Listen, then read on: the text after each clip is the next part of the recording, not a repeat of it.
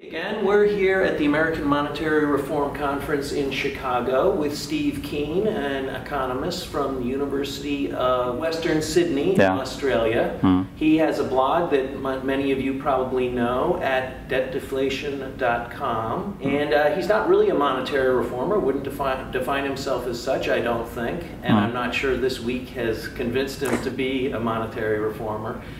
Steve, I'm curious about your thoughts on the ideas that we talk about in the American Monetary Act and an honest critique of... Okay, yeah. Well, I'm certainly in favour of reform of the financial system, but in trying to work out what the reform should be, I'm trying to identify how the system actually functions empirically, and then from that say, well, what do you need to change to stop it causing crises on top of the natural cyclical behaviour of capitalism? And that led me to believe that the real problem wasn't so much the way money was created, but it was the problem with what money was used to do. And if you then use the money created by a debt originating monetary system to finance speculation on financial assets, that's what gave you the amplified crises that financial capitalism causes on top of the natural cycles of industrial capitalism. And with that idea, then trying to reform, to stop that by reforming the money creation process, I think is one step removed from where the problem actually is, and that is what the money is used to do. If you did a monetary reform which handed over the responsibility for actually creating money to the state and then turned banks, as the Monetary Reform Act does, effectively into what savings institutions or savings and loans used to be, where they can simply loan out deposits, but they can't, in the act of loaning out deposits, they don't create additional money. If you do that, then if that money is actually used to finance speculation on assets, as the current debt system does already, then you're going to have financial crises at some point caused by that anyway. So you would have a reform which changed the nature of the system without changing its behaviour in a fundamental way. So I've looked at what can you do to try to ensure that however the money is created, it is used predominantly for productive purposes rather than unproductive. And that's why I see myself as a reformer of the financial assets, but not necessarily a reformer of the monetary system. I think it's less likely that banks would be loaning for speculation because they'd be loaning an individual person's deposit. I personally wouldn't choose to put my money in a bank that was loaning for financial speculation. Well, how would you know? I mean, the thing is, people, if you loan money is loaned to buy a house, you know, and then you start to see house prices rising, then some people can think, well, that's a natural thing that house prices rise over time. Prices always rise. There was a little myth. I'm glad I'm wearing this particular T-shirt right now with the graph of what happened to house prices in America, Japan, and what hasn't yet happened to them in Australia, though it seems to be occurring right as we speak.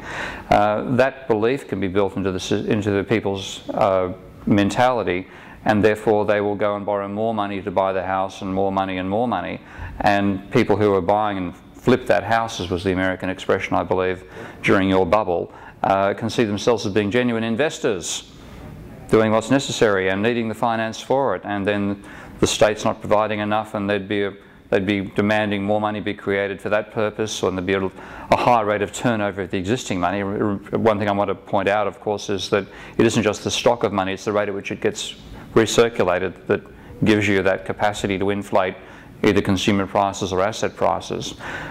So you'd have that volatility there, and people would not necessarily see that as speculation. They'd see that as being investment, or they'd see it as being a natural thing that prices of houses always rise compared to consumer goods, and you'd be back in a bubble again.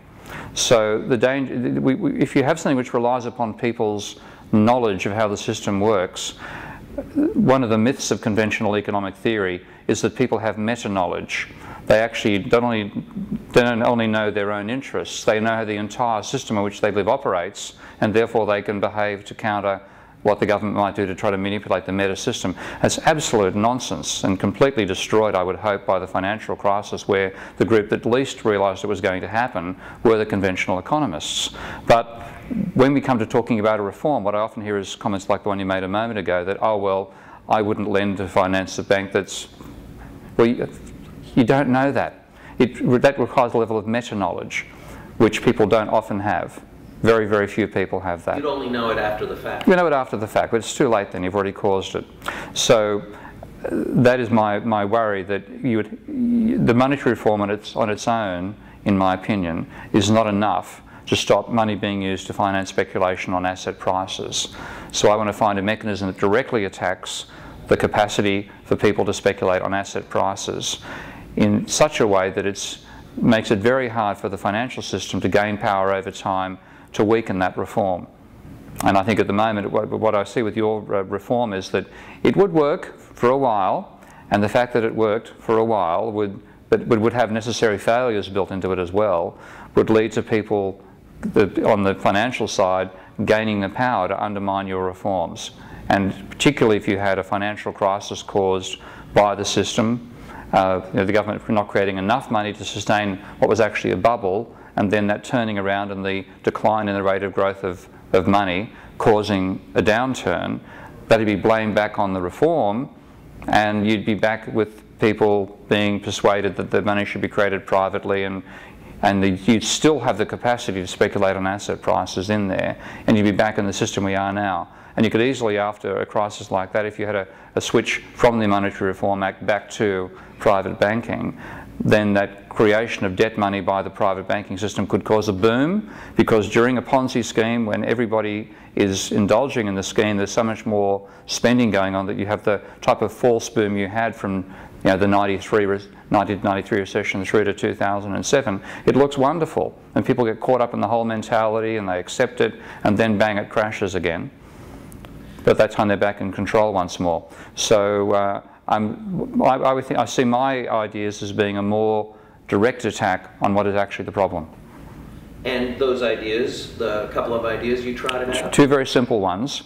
They are that shares should be redefined so that a share issued by a company lasts indefinitely as shares do now. A share of stock. A share of stock, yeah. Whereas once the share is sold into the secondary market, it lasts for a defined time, say 50 years, and then it expires completely.